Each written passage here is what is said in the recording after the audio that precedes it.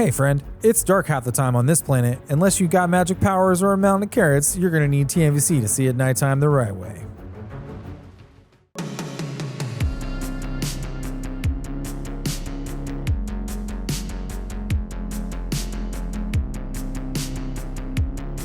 Howdy folks, I'm Jeff Gonzales with AR15.com. From Los Angeles, California, we're bringing you another O.S.D video. If you're joining us for the first time, O.S.D stands for Observational Skills Development, where we're exploring defensive gun uses and other violent encounter videos we find on the internet, breaking them down and adding the training element. Now, we're not here to Monday morning quarterback anyone. Instead, we're going to observe the video and break down the elements of the situation and develop a drill or drills we can take to the range and improve our skills. So, we're observing the situation and developing the necessary skills to improve our survivability in similar situations. Today, we're going to be looking at an attempted robbery which takes place in Los Angeles. What are some of the takeaways we get from this video? Well, there are really 5 big ones. Situational awareness, dealing with hand obstructions, clearing the cover garment, shooting strong hand only, and then aggressively retreating to safety. Let's do a quick breakdown of the video. We see the victim conversing with bystanders when a vehicle approaches. Now, suspects exit the vehicle and they confront the victim. When the suspect number 1, attempts to draw his concealed firearm, the victim drops the bag and using 2 hands clears the cover garment, cycling the action, and then returns fire while aggressively retreating to the rear. Let's head over to the range and set up our drills. We're going to be using both a simple and complex version to kind of build upon our skill, more like the crawl, walk, run.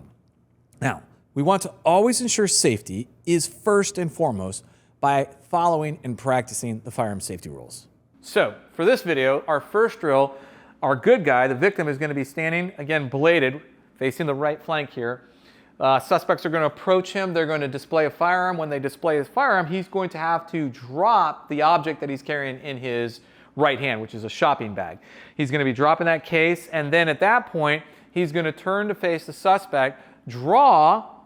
Now, on the first drill, all he's going to do is he's going to fire 2 shots, strong hand only, and then he's going to immediately start moving back and shoot 3 more rounds while he's in motion stepping back. So let's see how that looks. Taylor, come on down. All right, face the left flank.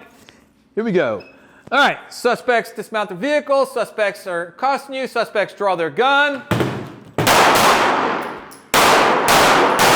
Nice. All right, let's holster up. Let's do that one again. I'm going to fix the target real quick.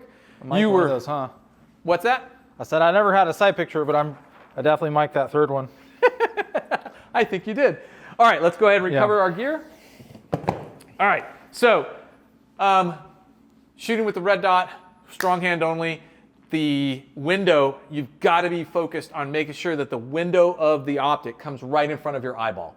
That's the only way you're ever going to see it. It's great. It's always fun in games when you were doing this right here standing. Yeah. Right? But as soon as we start to move, now you start to see some of the cons to the red dot, which is it's not very forgiving if I don't get that reticle window right in front of my eyeball. No. So how do we do that? You just think about making sure that that window always comes up in front of this eye.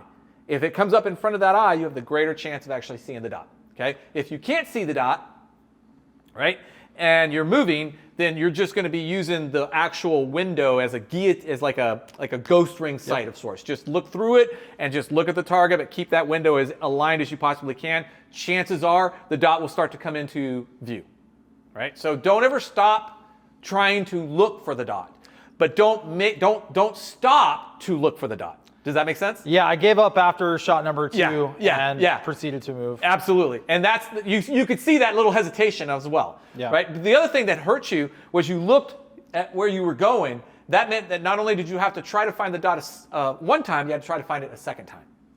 Heard that. That makes sense? Yeah. All right, let's do it. Okay, here we go. All right, suspects exit their vehicle. Suspects are accosting you. Suspects show a weapon.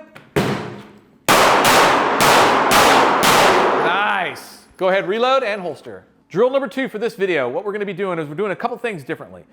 First, we're going to start with condition 3, which means there's not going to be a round in the chamber, but a loaded magazine. Right? So as we saw in the video, the victim here was carrying in that condition, so we want to get practice with it. Even though I don't recommend it, we're going to still at least practice it. The second thing is that as the good guy is extracting off this X here. To really expedite that and move quickly, we're going to actually orient our body in the direction we want to move, which means that we're only going to be able to keep one hand on the gun as we're moving, which is going to make it even more complex and challenging to try to make sure that we can see that dot as we're doing this. So a lot of moving parts in the second part of the drill. All right, Taylor, come on down to your mark. All right, here we go. All right, suspect's vehicle pulls up, two suspects exit, suspects confront you, suspects draw a weapon. Forgot to move my body. That's okay. We're going to do it again. Go ahead and unload and clear.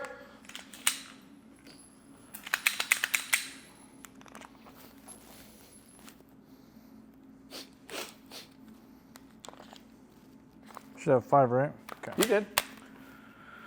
Not loaded. Good. All right. Yeah, just charging the gun is too much right there. Yeah. Already more. I want you to start moving. I want you to, like, that's the other thing. It's like you're already behind the power curve, even more so now. Let's start moving rather than standing still.